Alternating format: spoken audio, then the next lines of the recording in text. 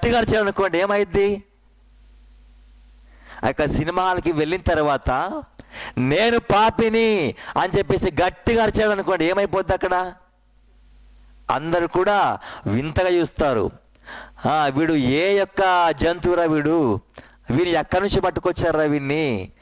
Cinema హాల్కి వచ్చి నేను పాపిని ప్రభు అని చెప్పేసి అంటున్నాడు ఏంద్రా వీడు అని చెప్పేసి వింతగా చెప్తారు.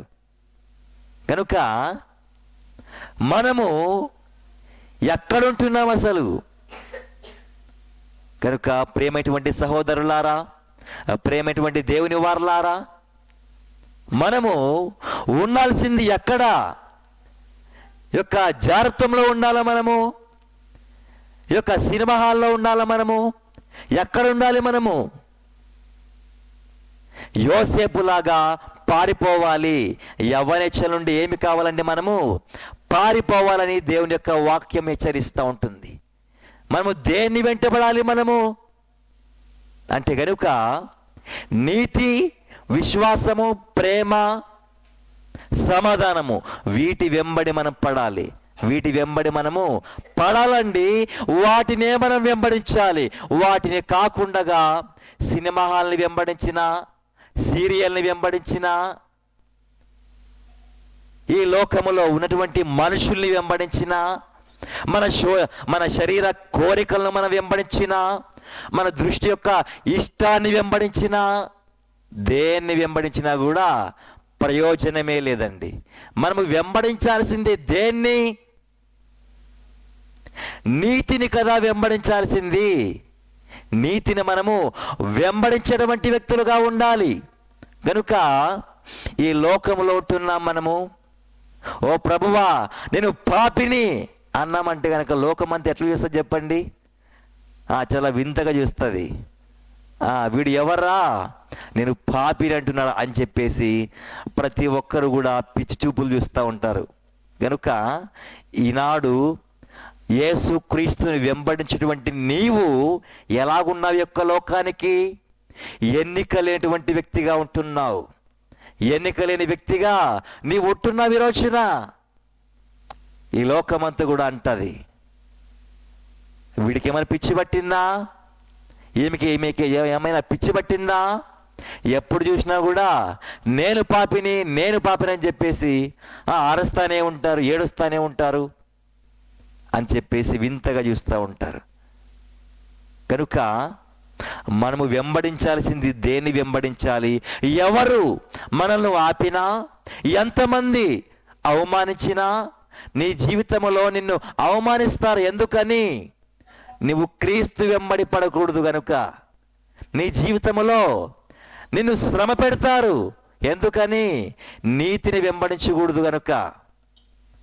అందుకోసమనే ఈ యొక్క లోకములో, ఈ యొక్క జీవితములో నువ్వు యేసు క్రీస్తును గనుక వెంబడించినటువంటి వ్యక్తిగా ఉంటే గనుక, ఈ లోకాన్ని విడిచిపెట్టేటువంటి వ్యక్తిగా నీవు గనుక ఉంటే గనుక నీ జీవితములో, అయితే నీ యొక్క జీవితములో నిన్ను అవమానపరిచేటువంటి వ్యక్తులుగానే వారు ఉంటున్నారా? నిన్ను బాధ పెట్టేవారుగా, శ్రమ పెట్టేవారుగా వారు ఉంటున్నారా? అయినప్పటికీ కూడా ఏమిటంటే మనము ఈ లోకాన్ని విడిచి, లోకానికి వేరై యొక్క యవనేచ్ఛలను మనము విడిచి మనము పారిపోయేటువంటి వ్యక్తులుగా ఉండాలండి. హల్లెలూయా. కనుక యేసుక్రీస్తు వారిని మనం వెంబడించాలంటే ఆయన ఏమని చెప్పారండి? తన ప్రాణమును సహా ద్వేషింపకుంటే వాడు నా శిష్యుడు కానేరడు. తన సిలువనెత్తుకొని వారు నన్ను వెంబడించాలని చెప్పేసి ఆయన చెప్పాడు. కనుక నీతిని, విశ్వాసాన్ని, ప్రేమను, సమాధానమును ఇవి ఎంతవరకు మనం వెంబడించాలండి? ఎంతవరకు మనం వెంబడించాలి? అయితే ఒక శిష్యుడు గురువుని అడుగుతూ ఉంటున్నాడు, టీచర్ మీరు యొక్క సబ్జెక్ట్ చాలా బాగా చెప్తా ఉంటున్నారు. ఆ యొక్క నీతిని వెంబడించాలని, విశ్వాసాన్ని వెంబడించాలని, ప్రేమను వెంబడించాలని, సమాధానాన్ని వెంబడించాలని, ఇవి ఎంతవరకు వెంబడించాలి?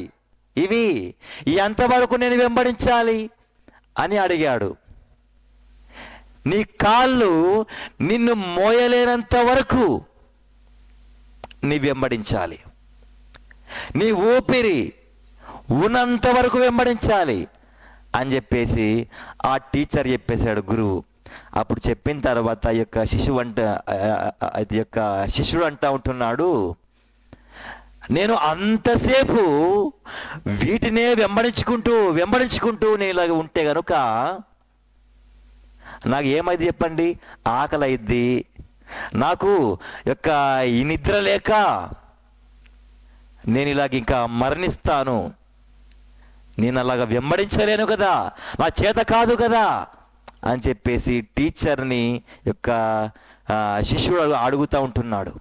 అప్పుడు యొక్క టీచర్ అంటూ ఉంటున్నాడు, నీవు ఒక్కడివే నీవు వెంటాడకూడదు, నీ ఒక్కడివే నీతిని, విశ్వాసాన్ని, ప్రేమను, సమాధానాన్ని వెంటాడకూడదు, నీ ఒక్కడివే. మరి ఎంతమంది వెంటాడాలి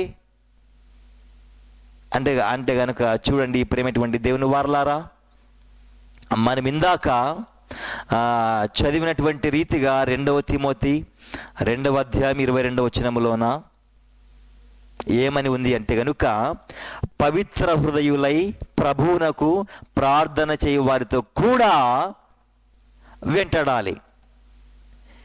ఎవరైతే పవిత్ర హృదయాలుగా ఉండి ప్రార్థన చేస్తూ ఉంటున్నారో అలాంటి వారితో వెంటాడాలి. వీటిని నీ ఒక్కడివే కనుక వెంటాడుకుంటూ ఉన్నావనుకో, ఎంతసేపు వెంటాడుతావండి? ఒక్కడే వెంటాడలేవు కదా. కనుక నీ ఒక్కడివే కాదు వెంటాడాల్సింది, సంఘముతో కలిసి వెంటాడుకుంటూ వెళ్ళాలి, ఆత్మీయులతో కలిసి వెంటాడుకుంటూ వెళ్ళాలి. అలా కాకుండా నేను ఒక్కన్నే వెంటాడుకుంటూ వెళ్తాను, నేను ఒక్కన్నే బయలుదేరుతాను అంటే గనక చాలా చాలా ప్రమాదం. కనుక ఈ యొక్క అపోస్తల కార్యములో మనము చూస్తే గనక ఈ యొక్క పరిశుద్ధ గ్రంథములోన యొక్క భక్తులు, ఇక్కడ ఉన్నటువంటి యొక్క సంఘము ప్రతిదినము కూడా ఇంటింటాను, దేవాలయములోను వారు కూడుకున్నటువంటి వ్యక్తులు, వారు సహవాసములో ఉన్నటువంటి వ్యక్తులు, వారు సమాజముగా కూడుకుంటున్నటువంటి వ్యక్తులు వారు. కనుక కొందరు మానుకుంటున్నారు సమాజముగా కూడుట. అలాగ మానుకోవడానికి వీలు లేదు. అలాగ మానుకుంటే ఏమైంది చెప్పండి? వెంటాడుతామా? ఒక్కరే ఉండి మనము వెంటాడలేము. ఒక్కరే ఉంటే వెంటాడలేము మనము, అదే మనల్ని వెంటాడుతుంది. కనుక ఎప్పుడు కూడా ఒక్కడే ఉండడానికి వీల్లేదు, ఒక్కడే వెంటాడడానికి వీల్లేదు. ఆత్మీయులతో కలిసి, ప్రార్థించే వారితో కలిసి వెంటాడుకుంటూ ఉండాలి. అదే కదండి పౌలు గారు చెప్పింది, పవిత్ర హృదయులై ప్రభునకు ప్రార్థన చేయవారితో కూడా వెంటాడమని చెప్పేసి ఆ యొక్క పౌలు గారి యొక్క తిమోతి గారికి రాస్తున్నటువంటి పత్రిక ఇది. కనుక ఈ రోజున నీ యొక్క జీవితంలో నీవు ఎలాగ వెంటాడదామనుకుంటున్నావు? నీ ఒక్కడేని వెంటాడదామనుకుంటున్నావా? లేకుంటే గనుక దేవుని పరిశుద్ధులతో కలిసి వెంటాడాలని చెప్పేసి నీవు అనుకుంటున్నావా? కనుక దేవుని యొక్క పరిశుద్ధులతో కలిసి నీవు వెంటాడేటువంటి వ్యక్తివిగా ఉండాలి. హల్లెలూయా. కనుక మన యొక్క జీవితంలో ఏముండాలి, మనం ఏం తెలుసుకోవాలి అంటే గనుక అండి, ఒక్క విషయాన్ని మీరు గుర్తుపెట్టుకోవండి. నీతి ఉంది, విశ్వాసం ఉంది, సమాధానం ఉంది. ఈ మూడింటికి కూడా కేంద్రం ఏమిటంటే గనక ప్రేమ. ఈ ప్రేమ ఉంటేనే మనకు విశ్వాసం వస్తుంది. మనకు విశ్వాసం వస్తే నీతి వస్తుంది. నీతి ఉంటే సమాధానం వస్తుంది. ఓకే, అర్థమైందండి మీకు? అయితే మొదటిగా ప్రేమ ఉండాలి. ఆ ప్రేమను అర్థం చేసుకుంటే కనుక ఏమొస్తుంది? మనకు విశ్వాసం వస్తుంది. ఆ విశ్వాసం వస్తే నీతి వస్తుంది. నీతి వచ్చిన తర్వాత సమాధానం కూడా వస్తుంది. కనుక ఈ మూడింటికి కేంద్రము ఏమిటి అంటే కనుక ప్రేమనే. దేవుడు ఏమై ఉన్నాడండి? ప్రేమయై ఉన్నాడు.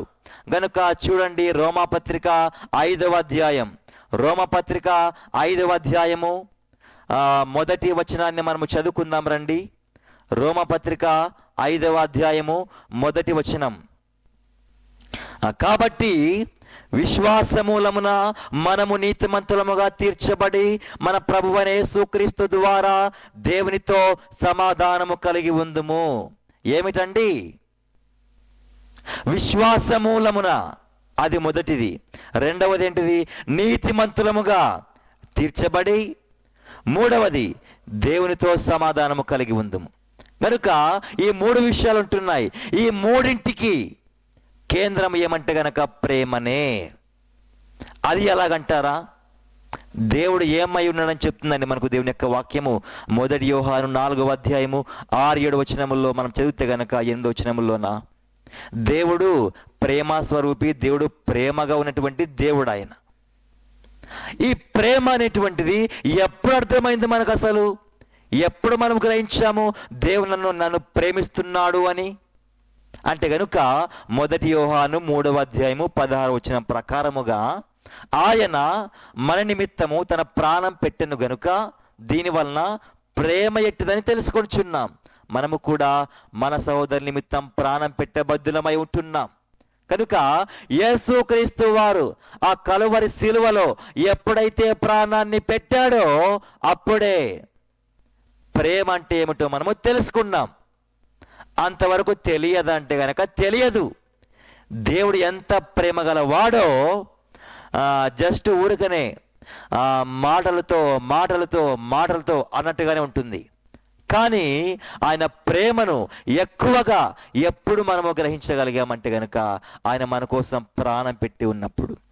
అప్పుడు అనిపించింది, ఆహా, ఆయన దేవాదేవుడై ఉండి నా కోసము ఆ పరలోకాన్ని విడిచిపెట్టి ఈ యొక్క భూమి మీదికి ఒక పాపి ఒక శరీరాకారముతో ఆయన ఈ యొక్క లోకానికి దాసుడిగా స్వరూపాన్ని ధరించుకొని నా కోసము మొఖాన్ని ఉమ్మి వేయించుకొని నా కోసము శ్రమలు, బాధలు, మేకులు కొట్టబడ్డాయి, ముళ్ళ కీటం పెట్టబడింది, అవమానించబడ్డాడు. ఆయన మరణించాడు సిలువలో నా కోసం. నాకు బదులుగా నాకు రావాల్సినటువంటి శిక్ష అంతా కూడా ఆయన భరించాడా అని ఈ ప్రేమ అంతా కూడా మనకు ఇప్పుడు అర్థమైంది మనకు. కనుక ఇలాగ ఎవరైనా ప్రేమిస్తారా అంటే గనక ఎవరు కూడా ప్రేమించలేరు. కానీ దేవాది దేవుడు మాత్రమే ఇంత గొప్ప ప్రేమతో ప్రేమించగలడు. కనుక ఆయన దేవాది దేవుడై ఉండి, ఆయన మహిమ గలవాడై ఉండి దాసుని స్వరూపాన్ని ధరించుకొని వచ్చాడండి. ఆయన దాసుని స్వరూపాన్ని ధరించుకొని వచ్చాడు. ఆయన రిక్తునిగా చేసుకున్నాడు ఆయన. కనుక ఈ లోకానికి వచ్చాడు, ఆయన ప్రాణం అర్పించాడు. అయితే విశ్వాసం అంటే ఏమిటి అంటే కనుక దేవుని ప్రేమ యందు విశ్వాసం ఉంచడం. అర్థమైందండి? విశ్వాసం అంటే ఏమిటండి? దేవుని ప్రేమ యందు విశ్వాసం ఉంచడం, అదే విశ్వాసం అంటే. కనుక దేవుని ప్రేమ యందు గనక విశ్వాసం ఉంచకపోతే మనకు విశ్వాసం అటువంటిది ఉండనట్టే. కనుక ఆ దేవుని ప్రేమ ఏం మనకు బోధిస్తుంది, ఏం మనకు తెలియపరుస్తుంది అంటే గనుక నేను నీ కోసం మరణించాను, ఇదిగో చూడు నా అరచేతుల మీదనే నేను నిన్ను చెక్కి ఉంటున్నాను, నేను నిన్ను ఇంతగా ప్రేమిస్తుంటున్నాను, నేను నీకోసం ప్రాణమర్పించాను, రక్తాన్ని చిందించాను, ఇంతగా నీకోసం ఎవరు కూడా ప్రాణాన్ని అర్పించలేరు. ఇదిగో నేను నీకోసం నీకు బదులుగా నేను మరణించాను, నేను నీకు ఏమిచ్చాను? ఇప్పుడు నీతినిచ్చాను. ఆ నీతిని పొందుకోవాలంటే నీలో ఏముండాలా? విశ్వాసం ఉండాలా. గనుక మనమందరము విశ్వాసం ఉంచుతుంటున్నాం. దేని యందు విశ్వాసం ఉంచుతున్నామంటే గనుక ఆయన ప్రేమ యందు మనము విశ్వాసం ఉంచుతుంటున్నామండి. దేవుని ప్రేమ యందు మనము విశ్వాసము కలిగి ఉంటున్నాం. ఆయన ప్రేమ నన్ను మరణములోనికి తోసివేయదు, ఆయన ప్రేమ నన్ను శ్రమల పాలు చేయదు, ఆయన ప్రేమ నన్ను నాశనము చేయదు, ఆయన ప్రేమ నన్ను బ్రతికించేది, ఆయన ప్రేమ నన్ను ఆదరించేది, ఆయన ప్రేమ నన్ను శ్రమలో నుంచి విడిపించేది. ఆయన ప్రేమే నా రక్షణకు ఆధారము. ఆయన ప్రేమ లేకపోతే నేను జీవించలేను, ఆయన ప్రేమ లేకపోతే నేను బ్రతకలేను. కనుక సమస్తానికి అంతటి కూడా ఏమిటి కారణం అంటే కనుక ఆయన ప్రేమనే. కనుక యొక్క ప్రేమలో అన్ని కూడా ఇమిడి ఉంటున్నాయండి, ఇమిడి ఉంటున్నాయి. కనుక ఈ యొక్క విశ్వాసము, నమ్మకత్వము, దీర్ఘశాంతము, సహనము ఇవన్నీ కూడా ఏంటి? ప్రేమలోనే ఇమిడి ఉంటున్నాయి. ప్రేమలో ఇమిడి ఉంటున్నాయి. ఆయనకు ప్రేమ ఉంది గనుక ఆ ప్రేమ యందు విశ్వాసం ఉంచాం మనము. ఆ ప్రేమ లేకపోతే మనకు విశ్వాసం అటువంటిది లేదు కదండి. దేవుడు మన పట్ల ప్రేమనే చూపించకపోతే మనకు ఏమి ఆశలు ఉంటాయి చెప్పండి? దేవుడు నాకు అది ఇస్తాడు, ఇది ఇస్తాడని చెప్పేసి ఏమైనా మనం ఆశపడతామా? అస్సలే ఆశపడం కదా. కనుక దేవుడు మనల్ని ప్రేమించాడు గనుకనే ఆయన యందు మనం విశ్వాసం ఉంచాం. దేవుడు గనక మనల్ని ప్రేమించకపోయి ఉంటే గనక విశ్వాసం అటువంటిది ఉంచాం. ఒక శత్రువు ఉన్నాడు అనుకోండి. ఒక శత్రువు మన కుటుంబంలోన మన అన్నని చంపేశాడు, మన తమ్ముని చంపేశాడు, మన ఇంట్లో వారందరినీ కూడా చంపేశాడు. ఇక చివరిగా అంటున్నాడు ఆ వ్యక్తి, రే టార్గెట్ నువ్వేక నెక్స్ట్, నీ తలగా లెగిసిపోద్దని చెప్పేసి వార్నింగ్ ఇచ్చేశాడు. ఎవరు? మన శత్రువు. అలాగిచ్చేసిన తర్వాత మనకి వాడి మీద నమ్మకం ఉంటుందండి, వాడు నన్ను రక్షిస్తాడని చెప్పేసి విశ్వాసం ఉంటుందా మనకు వాడి మీద? అస్సలే ఉండదండి, అస్సలే ఉండనే ఉండదు. సైతానుగాడు కూడా ఎవడు అంటే గనుక మన పితరుల్ని చంపినటువంటి వాడు, మన పితరుల్ని చంపినటువంటి వాడు, నరహంతకుడు వాడు. అలాంటి వాడి యందు మనం ఎందుకు విశ్వాసం ఉంచుతాం? అసలే ఉంచాం మనం. మనకేం కర్మనా వాడి యందు విశ్వాసం ఉంచేకి? అసలే విశ్వాసం ఉంచాం మనం. ఎవడి యందు మనం విశ్వాసం ఉంచుతాము? ఎవరైతే మనల్ని ప్రేమిస్తారో, ఎవరైతే మనల్ని చాలా బాగా చూసుకుంటారో, ఎవరు మన కోసం రక్తాన్ని చిందిస్తారో, ఎవరు మనకు పరలోకాన్ని ఇస్తారో వారి యందు కదా విశ్వాసం ఉంచేది. ఎవడి యందు పడితే వాడి యందు విశ్వాసం ఉంచుతామా? అసలే విశ్వాసం ఉంచాం. శత్రువు అక్కడ వస్తున్నట్టు గనక చాలా దూరంగా పారిపోతాం. ఎందుకు? వాడు శత్రువురా, వాడు చంపేస్తాను నిన్ను, వాడు బతకనియ్యాడు అని పారిపోతాం అక్కడి నుంచి. కనుక ఈ పాపము కూడా అలాంటిదేనండి. ఈ యవ్వనెచ్చులు కూడా అలాంటివే. అవి ఏం చేస్తాయి చెప్పండి? అవి చంపేస్తాయి, నిన్ను నాశనం చేస్తాయి కదా నిన్ను. అక్కడి నుంచి ఏం కావాలి? నీవు పారిపోవాలా. నీవు పరుగులేక నీవిక ఉరుక్కుంటూనే ఉండాలి. ఎంతవరకు ఉరుక్కుంటా ఉండాలి? ఈ భూమి మీద నుంచి ఆకాశం ఎంత పొడుగుందో చూసుకోండి ఒకసారి, ఆ చీకటి ఎంత ఉందో చూసుకోండి ఒకసారి. అంత దూరము నీతి, విశ్వాసము, ప్రేమ, సమాధానము, వీటి వెంబడి మనం ఇక పరిగెత్తుకుంటూనే వెళ్తూనే ఉండాలి.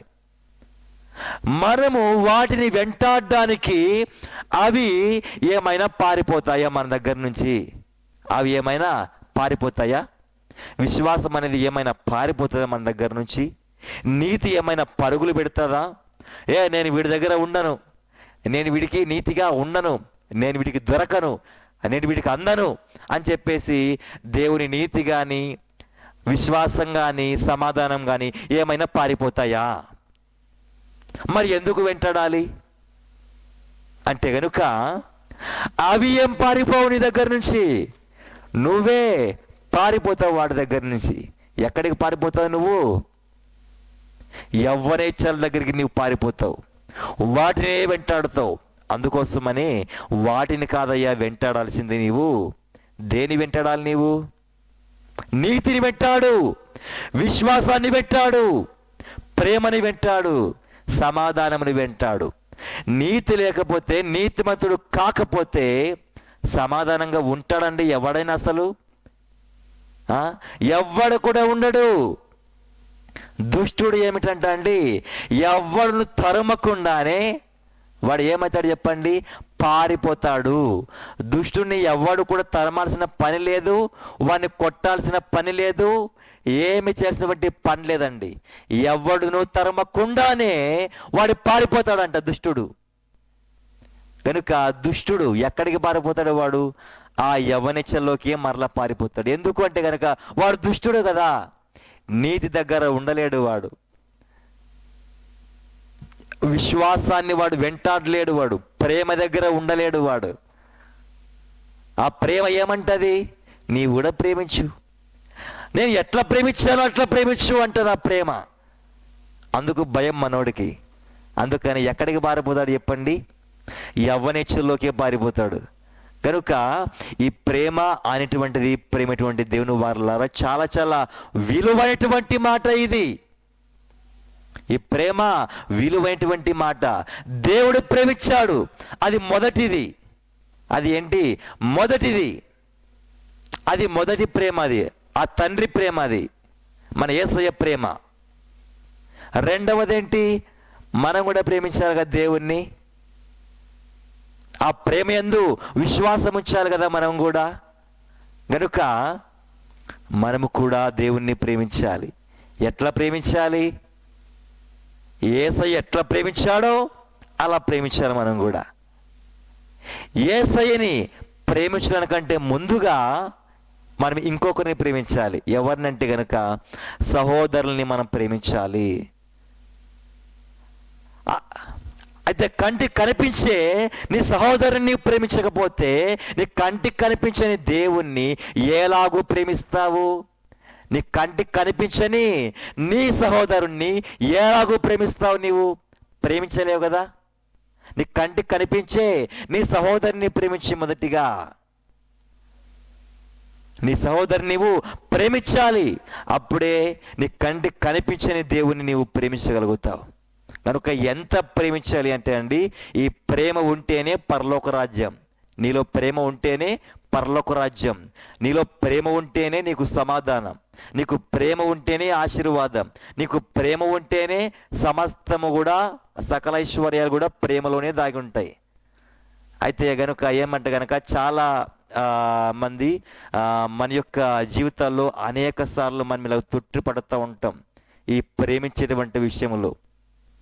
ఎఫెసీ సంఘముతో ఆయన మాట్లాడుతూ ఉంటున్నాడు, మొదటి ప్రేమను నీవు వదిలితివని నీ తప్పు ఒకటి మోపవలసి ఉన్నది. ఎఫెసీ సంఘము ఎక్కడ పడిపోయింది? మొదటి ప్రేమను పట్టుకునే విషయంలో పడిపోయింది. మొదటి ప్రేమను వెంటాడే విషయంలో వెనకబడిపోయింది. దాన్ని వెంటాడమే మానేసింది ఎఫెసీ సంఘం. అయితే ఇంకొక యవనస్తుడు కూడా ఉంటున్నాడు. ఆ యవనస్తుడు కూడా ప్రేమను వెంటాడమే మానేశాడు. యేసయ్య చెప్పాడు, అయ్యా బాబు, నీ ఆస్తి మొత్తము బీదలకి ఇచ్చేసేయ్, నీవు నా వెంబడి రా, ప్రేమను వెంటాడయ్యా అని చెప్పేసి యేసయ్య పిలిచాడు. అయితే ఆ యవనస్తుడు మిక్కిలి ఆస్తిపరుడు. ఏమంటండి? మిక్కిలి ఆస్తిపరుడు గనుక ప్రేమను వెంటాడితే ఏమైద్ది? ఆస్తి మొత్తం పోద్ది. ప్రేమను వెంటాడితే ఆస్తి మొత్తం పోద్ది. ఆస్తిని విడిచిపెట్టుకోవాలి కదా, యవ్వనేచ్ఛలను విడవాలి కదా అని యవ్వనేచ్ఛల్ని విడవడానికి ఆ వ్యక్తి వ్యసనపడ్డాడండి. ఏం పడ్డాడండి? వ్యసనం చుట్టుకుంది. ఇక అయ్యో, ఎంతో కాలంగా ప్రేమిస్తున్నటువంటి నా ఆస్తి, నా డబ్బు, ఇవన్నీ కూడా ఏమిటి? ఈ రోజున నేను విడిచిపెట్టాలా వీటిని? నేను వీటికి బానిసను కదా. ఈ డబ్బు నన్ను ఏరుతా ఉంది కదా నా నెత్తి మీద ఉండి. నేను ఏ రీతిగా దీని నుంచి పారిపోవాలి? నేను పారిపోను. ప్రేమ నుంచి అయినా పారిపోతాను, కానీ డబ్బు నుంచి మాత్రం పారిపోను. డబ్బు నుంచి మాత్రము పారిపోను. నేను సావని నేను సస్తాను, కానీ డబ్బును మాత్రము విడిచిపెట్టే ప్రసక్తే లేదు. కనుక అయితే భక్తులు అయితే ఇలాగుంటున్నారండి. కనుక మనము ఇలాంటి భక్తుల్లాగా ఉండకూడదు. ఇలాంటి భక్తుల్లాగా ఉండకూడదండి మనము. కనుక ఎలాంటి భక్తులుగా మారాలి? మనము ప్రేమను వెంటాడాలి. మనము ప్రేమను ఏం చేయాలి? మనము వెంటాడాలి. మనము ఈ యొక్క యవనస్తుడు సహోదరుల్ని ప్రేమించలేకపోయాడు. దాని అర్థం ఏంటి? దేవుణ్ణే ప్రేమించలేదు. ఆస్తి మొత్తము కూడా బీదలకు ఇవ్వడం అంటే ఏమైనా మాట్లాడేవి? ఇవి ఏమైనా చెప్పే మాటలా, వినే మాటలా అని అంటారు కదండి చాలామంది. కానీ యేసయ్య ఇలాగే చెప్తాడు. యేసయ్య బోధ ఇలాగే ఉంటుంది. బైబిల్ బోధ, బైబిల్ రూల్ ఇలాగే ఉంటుంది. హల్లెలూయా. గనుక అందుకనే చాలామంది ఎక్కడ పడిపోతున్నారంటే గనక ధనాపేక్షలోనే పడిపోతూ ఉంటున్నారు. గనుక యవ్వనులకు ఇవే ఉంటాయి ఎక్కువగా. ఎందుకు అంటే గనుక నేను గొప్పగా జీవించాలి, నేను గొప్పగా జీవించాలి. ఏంది నేను వాళ్ళ కింద ఉండడం ఏంది? నేను ఒక గొప్ప ఆస్తిపరుడుగా ఉంటే ఎన్ని లాభాలు. ఇష్టం వచ్చింది తినొచ్చు, ఇష్టం వచ్చింది తాగొచ్చు, ఎక్కడ పడితే అక్కడికి తిరగొచ్చు, ఎన్నెన్నో ఫెసిలిటీస్ కదా. ఇవన్నీ ఏమిటంటే గనక యవ్వనెచ్చలే. సిలువను మొయ్యరా అంటే గనక సిలువ వద్దు, యవ్వనెచ్చలం వద్దు అంటున్నాడు ఒకడు. గనుక యేసు ప్రభు యవ్వనస్తుని పిలిచాడు. అయ్యా బాబు, సిలువను మొయ్యయ్యా, సిలువను ఎత్తుకో, నా వెంబడిరా అని చెప్పేసి ఆయన పిలిస్తే, నేను వెంటాడలేను ప్రభువా, నిన్ను వెంటాడలేను గాక వెంటాడలేను అని ఆ యవనస్తుడు వ్యసన పడుకుంటూ వెళ్ళిపోతే ఆ శిష్యులకు ఆయన ఏమని చెప్పాడండి? ధనవంతుడు పరలోక రాజ్యంలో ప్రవేశించుట దుర్లభము, సూది బెజ్జములు ఒంటైనా దూరుతాది కానీ వీడు మాత్రము దూరడు, వీడు మాత్రం పరలోక రాజ్యంలోనికి వెళ్ళడు. కనుక మన జీవితంలో మనము దేన్ని విడిచిపెట్టాలి, దేన్ని మనము వెంటాడాలి అంటే కనుక మనము వెంటాడాల్సింది దేవుని యొక్క ప్రేమను మనం వెంటాడాలి, నీతిని మనము వెంటాడాలి మనము. కనుక యొక్క రోజున, యొక్క దినమున నీవు దేన్ని వెంటాడేటువంటి వ్యక్తిగా నీవు ఉంటున్నావు. కనుక విశ్వాసం అంటే ఏమిటి అన్నప్పుడు దేవుని ప్రేమను విశ్వసించడమే విశ్వాసం అని మనము చెప్పుకున్నాం కదండి. అయితే నీతి అన్నప్పుడు రైచియస్నెస్, అయితే దేవుడు ప్రేమ స్వరూపి కాబట్టి ఆయన నీతిమంతుడుగా ఉంటున్నాడు. ఆయన నీతిమంతుడుగా మన పట్ల తన యొక్క నీతిని ఆయన వెల్లడిపరిచాడు. ఆయన బయలుపరిచినటువంటి దేవుడుగా ఆయన ఉంటున్నాడు. దేవుడు ఎవరండి? ఆయన ఒక ప్రేమ అయి ఉన్నాడు ఆయన. అయితే దేవుడు మనల్ని ప్రేమించాడు. ప్రేమించినప్పుడు దేవుడు తన యొక్క నీతిని కానీ నియమాల్ని కానీ ఎక్కడ కూడా ఆయన తప్పి ప్రవర్తించలేదండి. నీతిగానే జీవించాడు. ఈ భూమి మీద జీవించినందువలనే కదా దేవుడు నీతిమంతుడు అని మనం గుర్తెరిగాము. దేవుడు ప్రేమామయుడు అని మనం గుర్తెరిగాము. ఎప్పుడు మనం గుర్తెరిగామంటే కనుక ఆయన ఈ భూమి మీద జీవించినప్పుడు, ఆయన మన కోసము రక్తాన్ని కార్చినప్పుడు, ప్రాణాన్ని పెట్టినప్పుడు, ఆయన పరిశుద్ధంగా జీవించినప్పుడు, ఎన్ని శోధనలు వచ్చినా ఆయన జయించినప్పుడే దేవుడు నీతిమంతుడు అని మనకు అర్థమయ్యింది. అయితే అంతకుముందు కూడా అర్థమైంది. కానీ భూమి మీద జీవించినప్పుడు ఆయన జీవితంలో ప్రత్యక్షముగా సైతాను వచ్చి శోధించినప్పుడు ఇంకా గొప్పగా, ఇంకా ప్రత్యక్షముగా మన కళ్ళ కట్టినట్లుగా ఆయన పరిశుద్ధత, నీతి మొత్తం అంతా కూడా మనకు కనిపిస్తూ ఉంటుంది. కనుక ఆయన నీతిని మనకిచ్చాడండి. ఆయన నీతిని మనకిచ్చాడు ఆయన. కనుక దేవుడి దగ్గర ప్రేమ ఉంది. ఆ ప్రేమను మనము వెంటాడుకుంటూ వెళ్ళాలి, ఆయన మనం వెంబడించుకుంటూ వెళ్ళాలి. ఆ ప్రేమ నేరుగా ఎక్కడికి వెళ్తూ ఉంది అంటే గనుక సహోదరుల కోసము, లోకము కోసము, లోక పాపముల కోసము మరణించడానికి వెళ్తూ ఉంటుంది ఆ యొక్క ప్రేమ.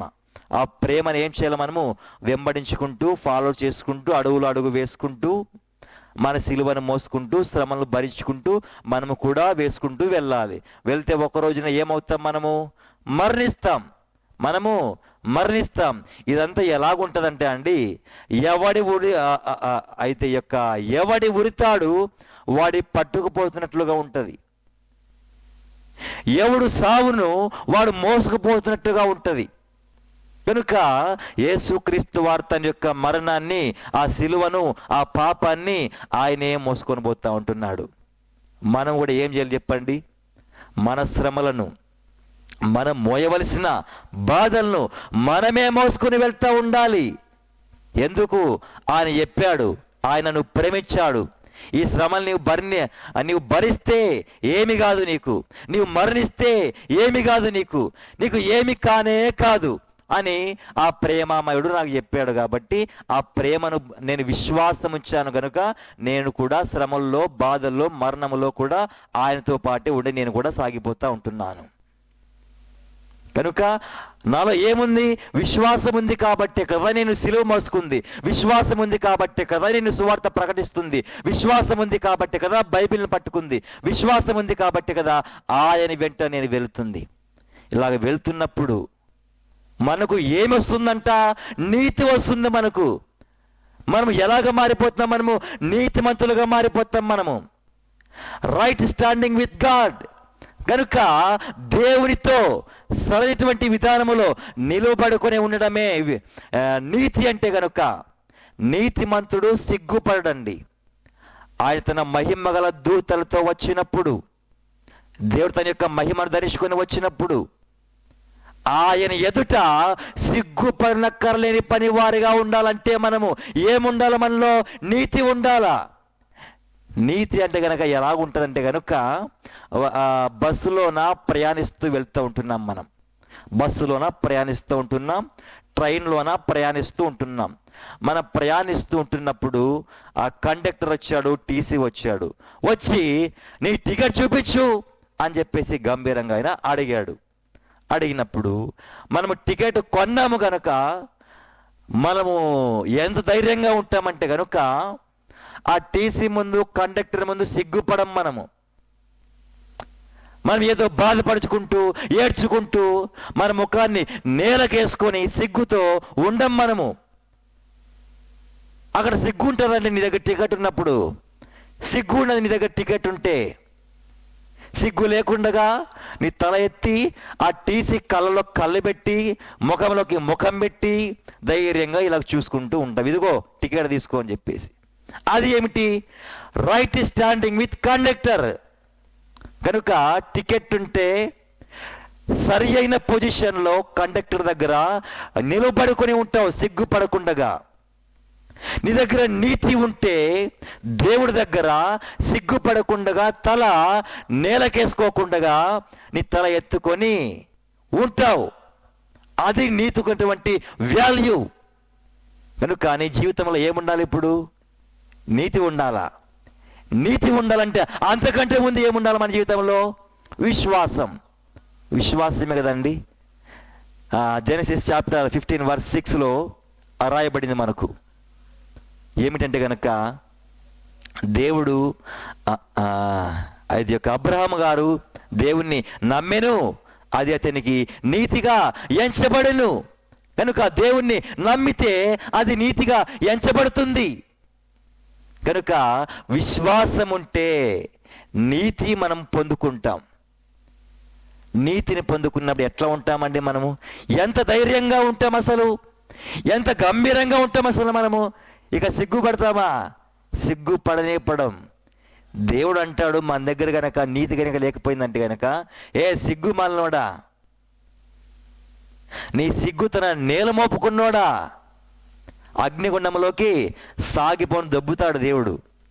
అగ్నిగుండంలోకి దొబ్బుతాడు దేవుడు. కనుక సాగనంపుతాడు దేవుడు.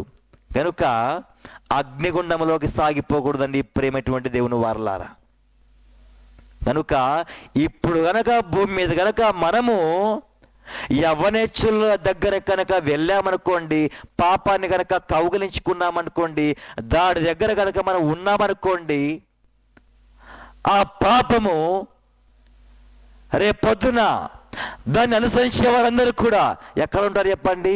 పాతాళంలో ఉంటారు, ఆ కటిక చీకట్లో ఉంటారు, ఆ జైలు యొక్క అగాధము అగ్నిగుండంలోకి ఉంటారు. ఆ అగ్నిగుండం ఎప్పుడైనా ఆరిపోతుందా? ఎన్నడెన్నడూ ఆరిపోదు. ఎప్పుడు కూడా ఆరిపోవడానికి అసలు అవకాశమే లేదు. కనుక నీ జీవితంలో కూడా ప్రేమటువంటి దేవుని బిడ్డ, అలాగా అగ్నిగుండంలోకి నీ వెళ్ళకూడదు అంటే కనుక భూమి మీద బతికి ఉన్నప్పుడే దేన్ని వెంబడించాలంట? విశ్వాసాన్ని వెంబడించాలి. విశ్వాసం ఉందా ఈరోజు నీలోనా? అందుకనే ఒక పాట కూడా దైవజనులు రాశారు కదండి. యేసయ్యా రాకడ సమయములో ఎదురేగే రక్షణ నీకుందా? యేసయ్యా రాకడ సమయములో ఎదురేగే రక్షణ నీకుందా? ఈ లోకాశలపై విజయము నీకుందా? లోకాశలపై విజయము నీకుందా? రావయ్యా యేసయ్యా వేగ రావయ్యా, రావయ్యా యేసునాథ వేగమే రావయ్యా. కనుక ఈ లోకము పైన విజయం ఉండాలి, పారిపోవాలి. అయితే మన జీవితంలోనండి మనం కొన్ని మిస్టేక్స్ చేస్తూ ఉంటాం. ఆ పాపం కనుక వచ్చిందనుకోండి, పాపం వచ్చినప్పుడు నో నో నో నో అంటూ ఉంటాం. అలాగ నో నో నో అని అలాగ చెప్పకూడదు. ఏం చేయాలి? అక్కడి నుంచి పారిపోవాలా. అన్నిసార్లు నో చెప్పడానికి వీలు లేదు. ఎందుకు వీలు లేదు?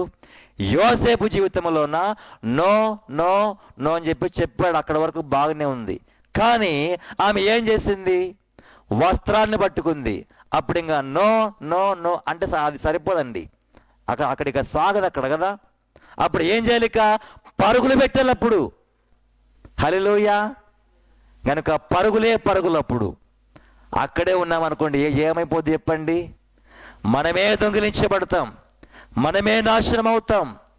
కనుక పరుగులు పెట్టవలసిన చోట పరుగులు పెట్టాలి, నో చెప్పాల్సిన చోట నో చెప్పాలి.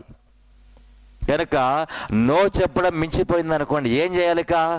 అక్కడి నుంచి పారిపోవాలా, పరుగులే పెట్టాలి అక్కడి నుంచి. ఇక మాటలు ఉండవు, ఇంకా మాట్లాడుకోవడాలు ఇక ఉండవు. ఇంకా ఏం చేయాలి? అక్కడి నుంచి ఇక ఉడుకుడు ఉంటుంది.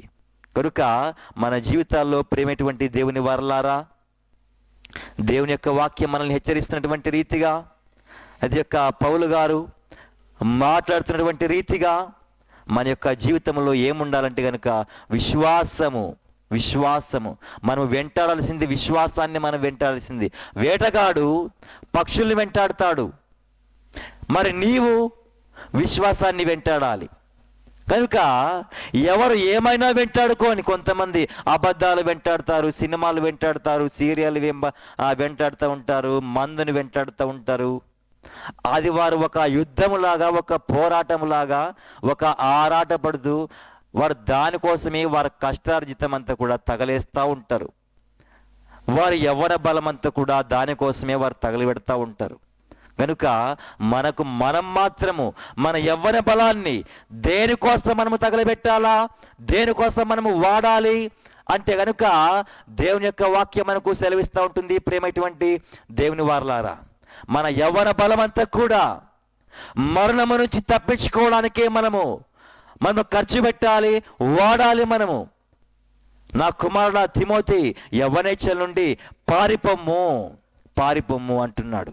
కనుక యవ్వనేచ్ఛల నుంచి మరి ఈరోజు నీవు పారిపెట్టినటువంటి వ్యక్తిగా ఉంటున్నావా? యోసేపు అయితే పారిపోయాడు, హేబేలు గారు అయితే కనుక తప్పించుకున్నారు, ఆదాము హవ్వలైతే గనక మోసపరచబడ్డారు. దేవుడే అబద్ధికుల్లే, దేవుడే అబద్ధం చెప్పాడని మోసపరచబడిందవ్వ. ఎంత తెలివి తక్కువతనము, ఎంత బుద్ధి లేనితనం అండి. దేవుడు ఎక్కడైనా మోసం చేస్తాడా? దేవుడు ఎక్కడైనా అబద్ధాన్ని చెప్తాడా? హవ్వ ఆలోచనంతా కూడా అదే కదా ఉన్నది. యొక్క సంసోను నాజీరు చేయబడినటువంటి వ్యక్తి, ప్రతిష్ఠించబడినటువంటి వ్యక్తి ఏమయ్యాడు? ఎప్పుడైతే యవ్వనేచ్ఛల నుండి పారిపోకుండా ఉన్నాడు, యొక్క సంసోను నాశనమయ్యాడు, పతనమయ్యాడు. అందుకనే ప్రకటన గ్రంథము 12వ అధ్యాయము 4వ వచనంలో రాయబడింది, ఆ ఎర్రని మహాఘట సర్పము ఆకాశ నక్షత్రముల్లో 3వ భాగమును ఈడ్చి అది పడగొడతా ఉంది. కనుక నక్షత్రాలు ఎవరండి? బుద్ధిమంతులు కాదా? నక్షత్రాలు ఎవరు అనేకుల్ని దేవుని వైపు త్రిప్పుతారు, మరలు కొలుపుతారు. వారు కాదన్న నక్షత్రములు, 7 నక్షత్రములు యేసుక్రీస్తు యొక్క కుడి చేతిలో వారు ఉన్నారు కదా. ఆ నక్షత్రాలు ఎవరు? వారు దూతలు కాదా? సేవకులు కాదా? వారు పరిచారకులు కాదా? వారు అలాంటి నాయకులే, అలాంటి అభిషక్తులే ఆకాశములో నుంచి పడిపోతూ ఉంటున్నారు.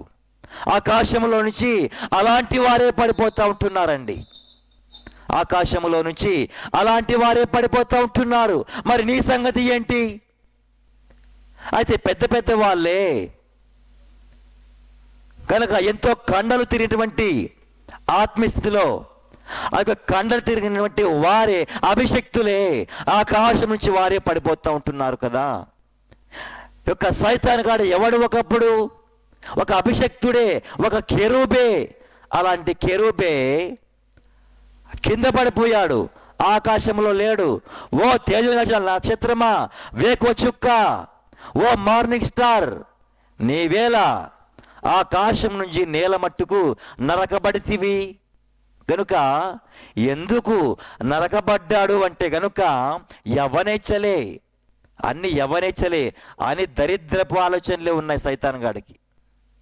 కనుక అందుకని ఆకాశంలో ఉండాల్సినటువంటి మార్నింగ్ స్టారు, ఆ వేకువ చుక్క, ఆ తేజో నక్షత్రము ఆకాశం నుంచి భూమి మీదకి పడిద్రోయబడింది. పాతాళానికి అది కొట్టివేయబడింది. అది పాతాళానికి వెళ్ళిపోయబడింది. అది ఆ ఒక మూలను కూర్చున్నది. కనుక అంత స్థాయిలో ఉన్నటువంటి నీవు అగ్నిగుండంలోకి నీవేలా పడితివి.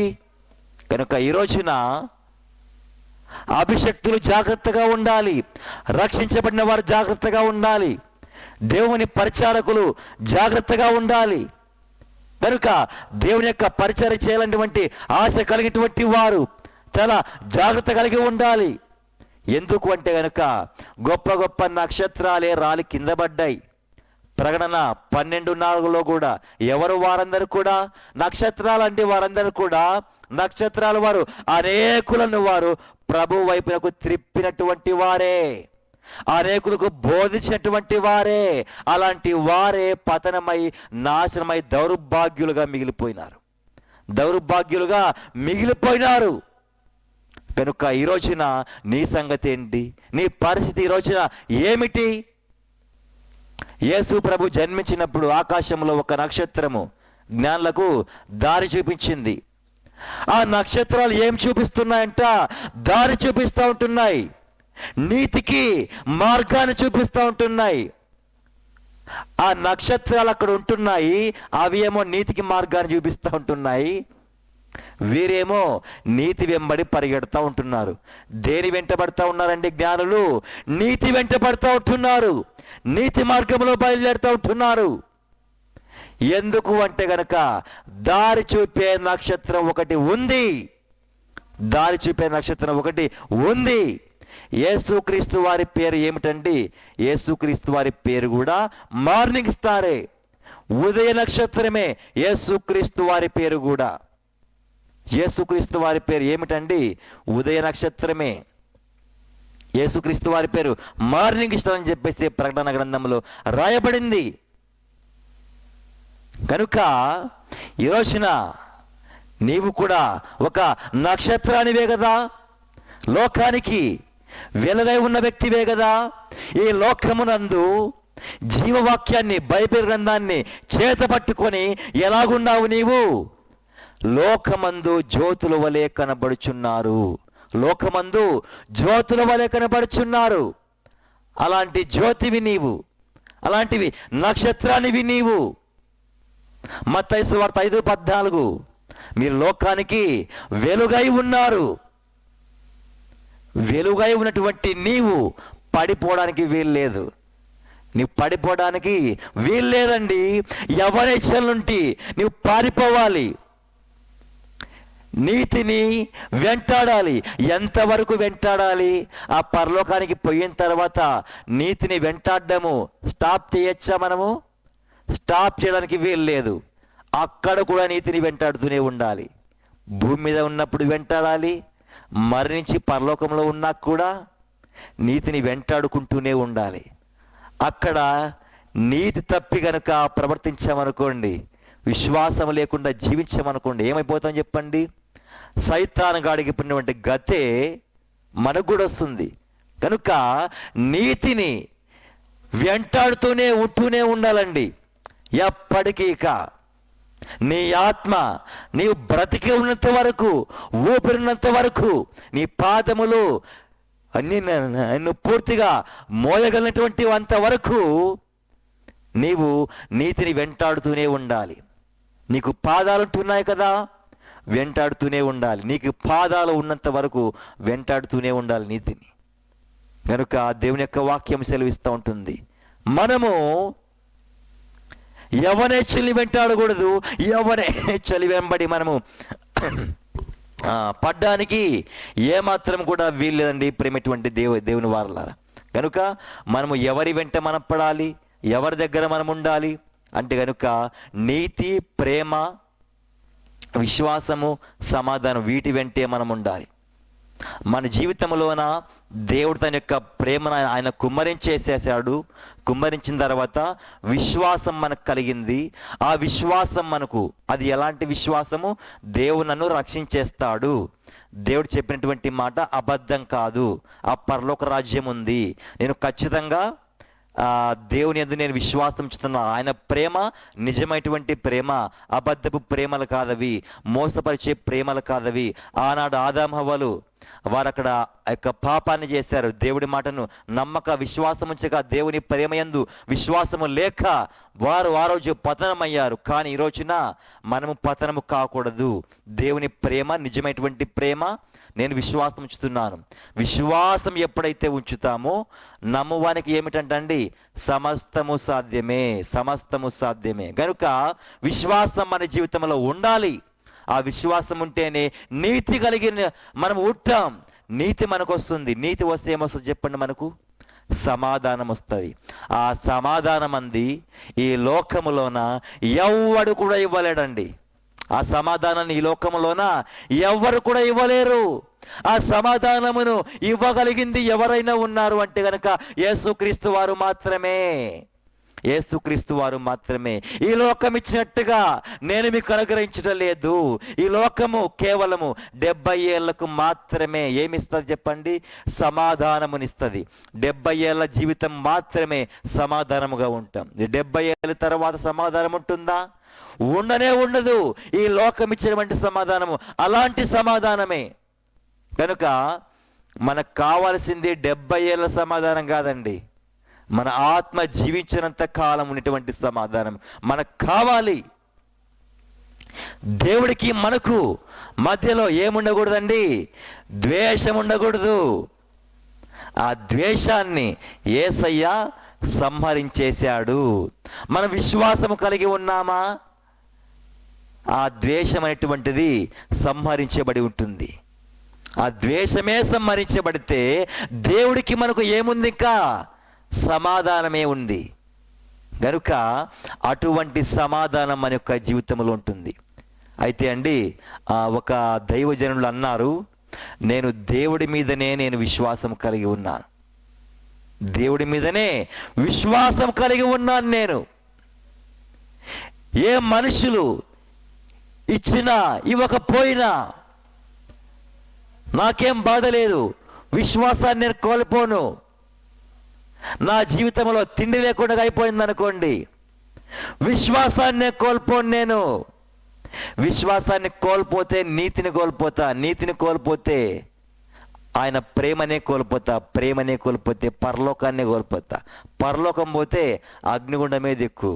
కాబట్టి నా జీవితంలో ఆహారము వదిలేసిపోయినా, నా జీవితంలో ఏ పైసా లేకపోయినా, ఆరోగ్యం లేకపోయినా, ఏమి లేకపోయినా కూడా అంతము వరకు యేసయ్య దగ్గరే ఉంటా.